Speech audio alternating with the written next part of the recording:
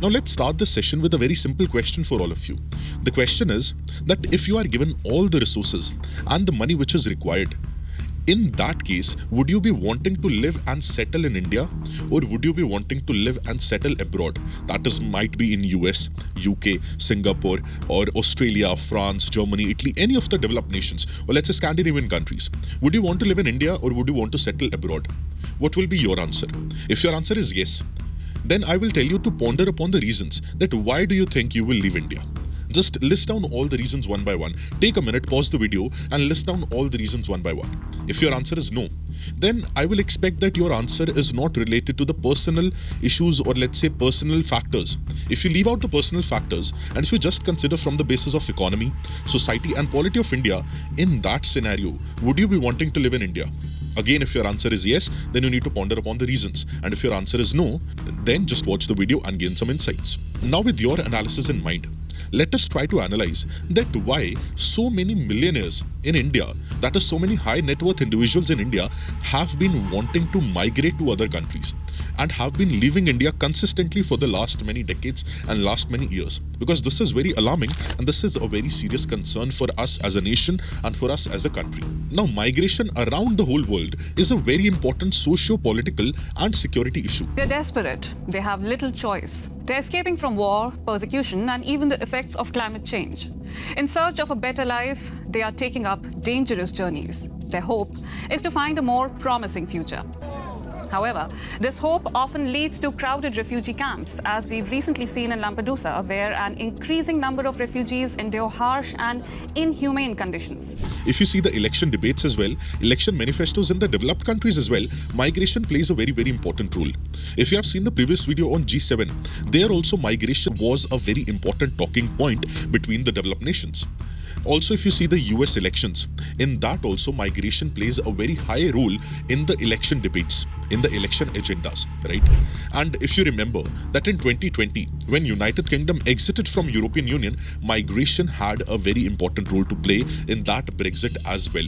Now, while a lot of people talk about economic migration, or a lot of people talk about asylum seekers or refugees, what is very important for us to understand and what is alarming cause of concern is the migration of high net worth individuals. That is migration of millionaires around the world. Now, it is very astonishing that close to 128,000 millionaires will be relocating around the globe, around the world in the year 2024. And if we talk about India, close to 4,300 millionaires will be migrating out of our country, that is, will be leaving our country. Now, while India is trying to become a superpower, India is trying to become economic superpower, economic giant, India is improving ease of doing business ranking as well, India is taking whole set of economic reforms. In this case scenario, if so many millionaires leave our country, definitely it is an alarming sign for our country and our nation as a whole. And we need to dwell upon the causes that why these millionaires are taking this step. Now, a lot of questions might come in your mind that why are these millionaires leaving our country? Where are they going? What is their destination? What are the factors leading to their exodus from our country? Also, what can be the potential solutions? All these questions we'll be trying to answer in this particular session. Hello, my name is Preetpal Singh and today's topic is the global millionaire migration with specific focus on India.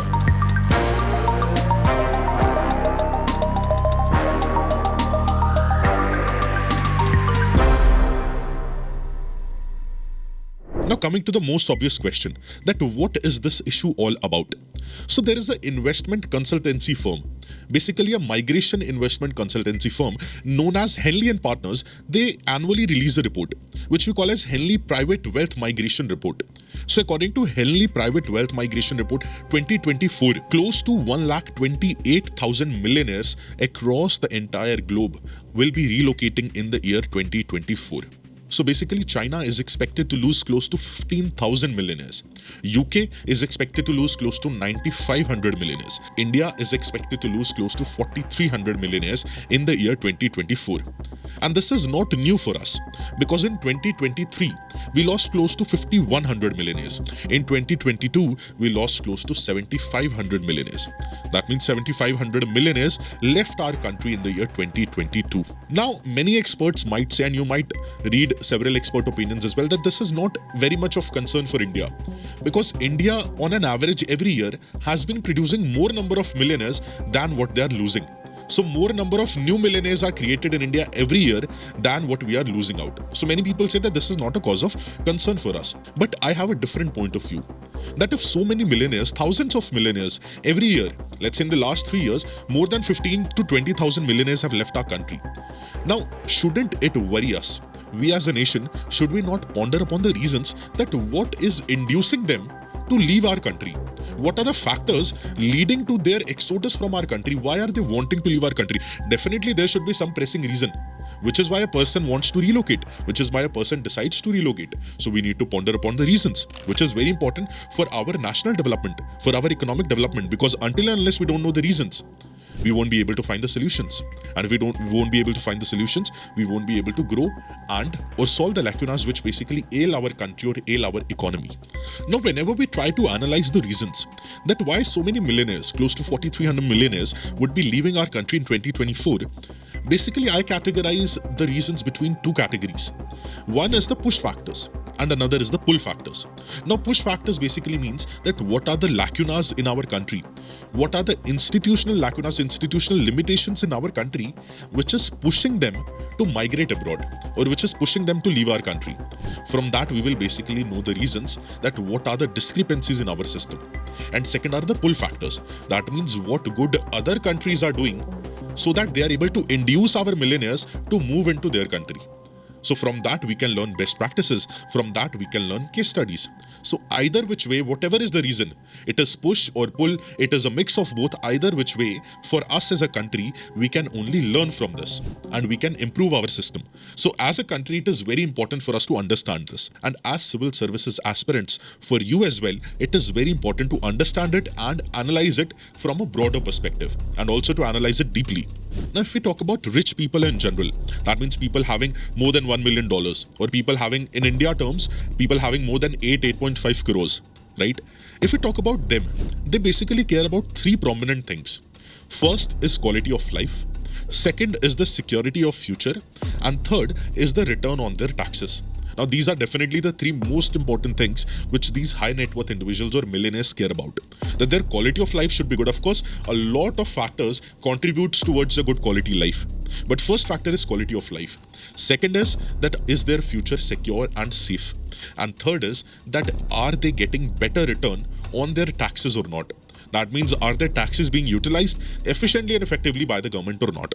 This is what rich people care about. And whenever we want to dwell upon the reasons that why people are leaving our country, millionaires are leaving our country, and from the push factor side, I have divided the reasons for the better understanding of yours into three prominent categories. First category is the social reasons. Second is the economic reasons. And third is the political reasons. So from societal angle, from economic angle, and from political angle, we'll be trying to analyze that what are the lacunas in our country because of which people are wanting to migrate abroad. Now, from society's perspective, social perspective, again I've divided social perspective into four different heads. One is related to women's safety. Another is related to the education sector of our country. Third is related to the health sector of our country. And fourth is related to the crime. Now, if we analyze all these reasons from societal perspective, we'll be able to understand that where we as a country are lacking. If we talk about women's safety, now New Delhi or Delhi definitely is the capital of our country. But in the entire world, it is also known as rape capital of the world. Why? Because of high number of rape incidents taking place in New Delhi, which again questions the safety of women in India. Now, India ranks 128th out of 177 countries in Women, Peace and Security Index, which again makes us question the safety, security and opportunity for women in our country. And if women in our country are not safe and not secure, definitely the millionaires would be induced to move to other countries. Now, second is education. If we talk about education, in India, is quality of education comparable to the developed nations? Is there high quality of education in the government schools in India? Would the rich people be wanting to put their children in the government schools? The answer is no. So in relation to the quality of education, if we talk about a report by Aspiring Minds about the employability of the engineers in our country, that report said that close to 80% of the engineers in our country are unemployable because they are not having the requisite skills. See, India is definitely having IITs, IIMs, and other prominent institutions like AIMS for medical studies, but they are not enough. For a population of 1.4 billion people, these handful of institutions are not enough. So quality of education in India is definitely questionable, and in such a scenario, again it becomes a pushing point for the millionaires to migrate abroad. And if we talk about the third issue, that is healthcare. The quality of healthcare in the government hospitals, is it at par with the quality of healthcare in the other developed nations like in US or in Scandinavian or Nordic countries? Again, the answer is no. Definitely AIMS is having world-class infrastructure, but if you go to AIMS and if you see the number of hours people have to wait in line for their turn to come, it is very, very horrific. So world-class infrastructure we are having, but we are having more population. So we need to ensure that primary healthcare centers in our country, they are also qualitative. Overall doctors quality, overall paramedical staff quality, that should also be improved. The quality of medical colleges, the quality of medical institutions should also be improved. But is it at par with the developed nations? Again, the answer is no.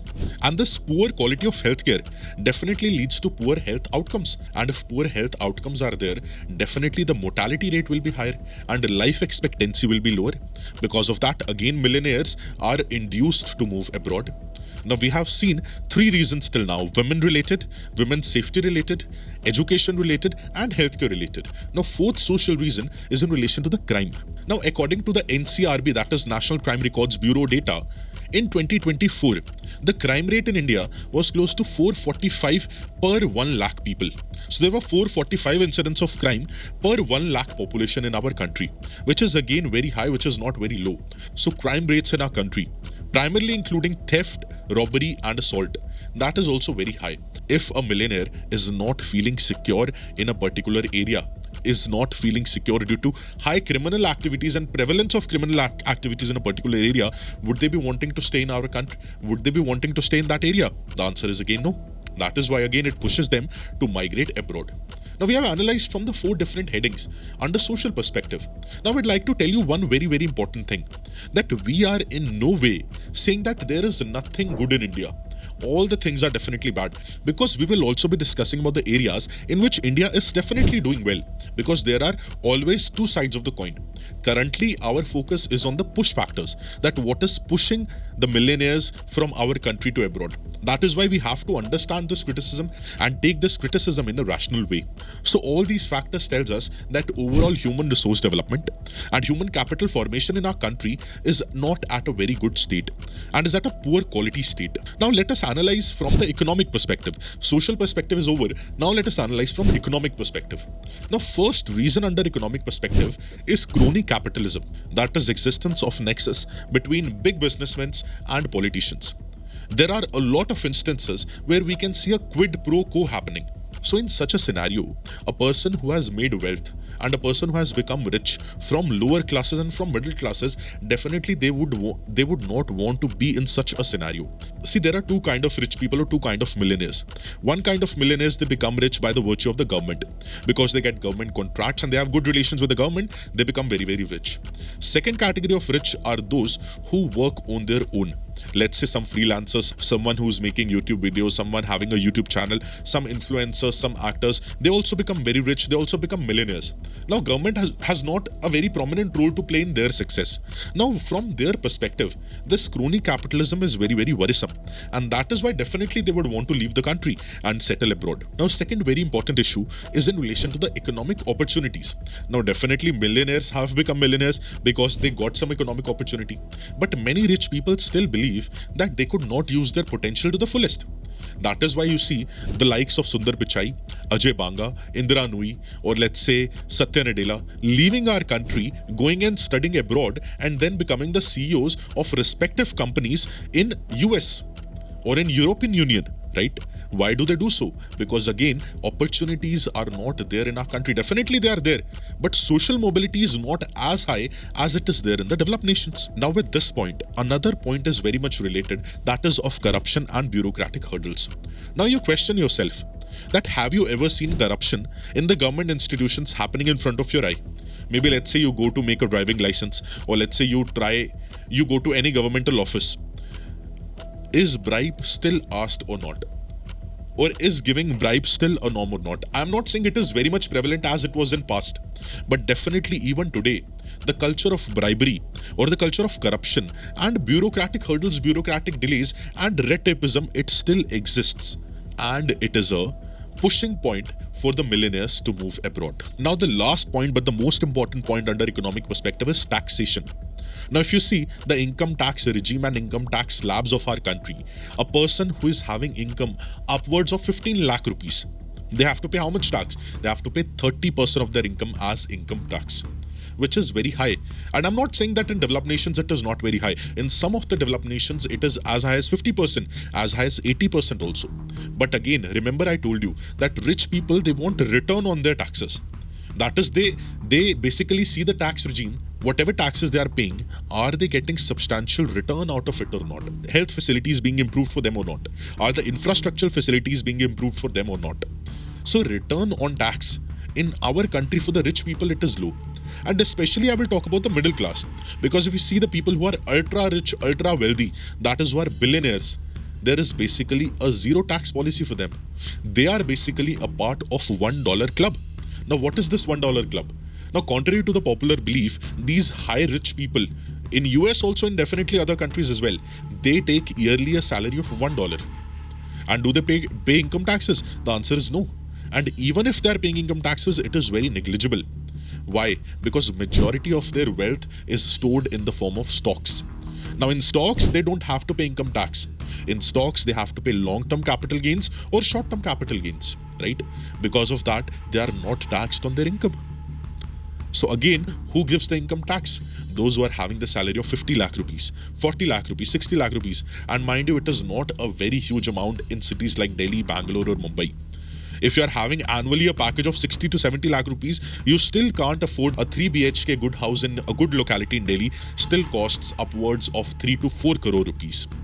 Which again shows us that there is high living cost in these areas as well, where the salaries are very high, right? So again, from taxation point of view, again, it is a pushing factor from the perspective of high net worth individuals. And definitely they would want to go to tax havens like Cayman Islands, like Singapore, like Ireland, because in those countries, they are not taxed on their income. The tax is effectively zero in those countries. That is why they are motivated to go to those countries.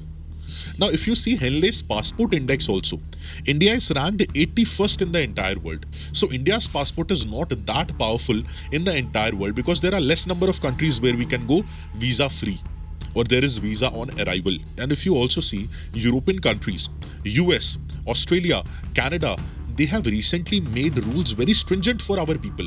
That is for Indians. If you remember in 2022, do you know what was the waiting time if you want to get a visa for US? If you want to get a visitor visa, the waiting time was upward of 2 years. That is, you had to wait for 2 years to get a call from their visa office. And if you have to go as a student, the waiting time was upward of 1 year, close to 1.5 years. Such high waiting time. That is, if you want to decide now that I want to go to US for visiting purposes, you have to plan in 2024 if you want to go in 2026. Now definitely the time period has reduced. This basically shows that these countries are wanting less Indians to come into their country, less Indians to migrate into their country. And that is why the applications for the green cards in US, that time period is also very, very high. It even goes up to several years, right? Which is again a very demotivating factor for us. But if you see one very important fact, if you see the prominent politicians of our country, do you know that their children, their sons and daughters, they have taken citizenship of US, UK or other European countries? If you see the former ambassadors of India to other countries also, their children also, many of their children, they have taken citizenship abroad. Why are they not living in India? Definitely there must be some reason for that why they are choosing to go to other country when their parents are politicians in India, right? Which is again a pressing point for us to analyze as a whole. Now, if we talk about the political perspective, now political environment in our country is also very much polarized. And it is not that it has become polarized just now. It has been polarized since 1947. Since 1947 till now, we could see very high, staunch political polarization in our country. And several conflicts, several disputes, and several violent incidents also incurring because of these political differences. If you remember in 2020, the capital of our country, that is Delhi, it suffered with riots. Now, who could have imagined that in 2020 there will be riots in Delhi? That is the capital of India, where we are talking about a developed nation, right? So which again shows that politically also, definitely our country is politically stable currently. But definitely there are some political reasons because of which also the millionaires are pushed abroad and pushed to migrate abroad. Now, since we have analyzed the push reasons, we need to also analyze the pull reasons. That what is good with these developed nations that they have been able to pull the migrants, or they have been able to pull the millionaires from India or from other nations like China. And with this, we will also know that where are these millionaires headed to? Where are they basically going? So countries like US, UK, Italy, Singapore, Ireland, Cayman Islands, Canada, Australia, they are basically having a high human resource development. If you see the Human Development Index, these countries are right at top. Which is why it becomes very lucrative for the millionaires to go into that country. Because quality of life in those countries in comparison to India. And definitely a millionaire would want to spend money in a country where the quality of life for their children, for their offsprings and for them and their spouse is high. Also, several of these countries, including UAE, they're having golden visa programs. They're having golden visa programs for millionaires, that if you are a millionaire, if you want to invest some money in our country, you will get automatically a visa. You will automatically get a golden passport. There is golden visa programs for influencers also, right? So these kind of programs again make it lucrative for millionaires to shift and migrate to these countries. And also, if you talk about taxation purposes, from taxation point of view, some of these countries are tax havens. That is, taxation in these countries is very, very low, and people would not want to pay more into taxes, and people would not want to pay more for taxes. That is why, to save their taxes, to save their money also, and to save their taxes, they migrate to other countries. Now, since we have critically analyzed India, socially, economically and politically as well, one prominent question which might strike your mind is that, is everything that bad with India? The answer is absolutely not. There are a lot of things which are positive for our country. A lot of things which we as a country have collectively been doing to make our country better, to improve the facilities in our country.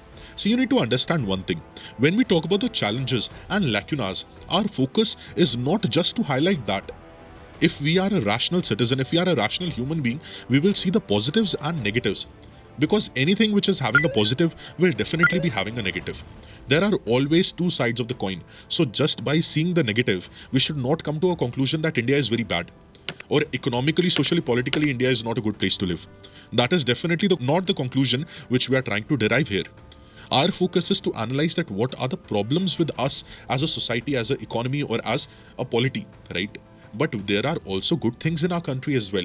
There are also several measures which the government of India is also taking in the last many decades, since 1947. A lot of measures we as a country have taken since 1947 to improve our society, to improve our economy. Because if you remember, in 1947, we as a country were nowhere. We as an economy were completely shattered. There was total drain of wealth from our country. And many reporters went to an extent saying that in India, in the next few years after independence, there will be a very huge civil war. And India is such a huge democracy, India won't be able to survive. But we have survived and we have thrived for 75 years. And for the next 75 years, for the next 100 years also, we will be thriving and striving. Right? Now let us give a counter to all the points which we just analyzed one by one. If we talk about women's security, and from women's security angle, India is having a policy of Beti Bachao, Beti Padhao, which is again a very important social movement towards protection of girl child and protection of women in our country. We are having a lot of other social schemes as well, like Sukanya Samruddhi Yojana, or there are 24/7 helplines for the protection of women in our country. There are special cells in relation to the women's safety and security in our country. In National Capital Territory region also, separate women's cells are outside colleges also, are outside important places, right? So in relation to women's safety and security, our country is definitely taking a lot of proactive measures to make our country safe and secure for the women. Now if we talk about education perspective, if you remember in 2020, we came up with a national education policy.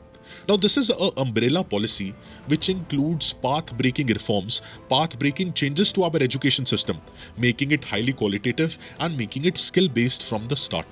right? And we are also having Swayam platform and numerous of other platforms as well to give high quality skill based education to our people and to make a lot of IITs, to make a lot of IIMs, and to develop local institutions, local government institutions also at par with the international institutions. If you see the example of Delhi also, the quality of government school education in Delhi has improved significantly in the last many years.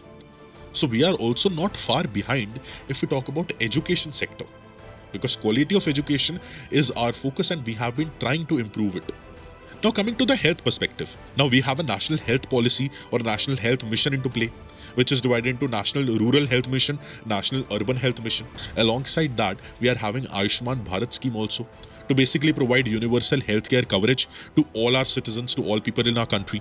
Definitely, we are wanting to improve the quality of healthcare in our country. There are a lot of measures we are taking with respect to the high quality of doctors' education also, with respect to institutional changes so that institutions also improve.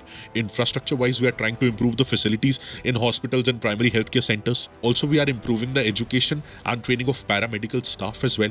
So in all these aspects, again, we as a country, we are making improvement in enhancing the quality of healthcare in our country, whether it be primary, secondary or tertiary healthcare. Now, if you talk about economic perspective per se, now since we have analyzed again the social part, coming to the economic perspective again, if we talk about ease of doing business, India's rank has improved significantly.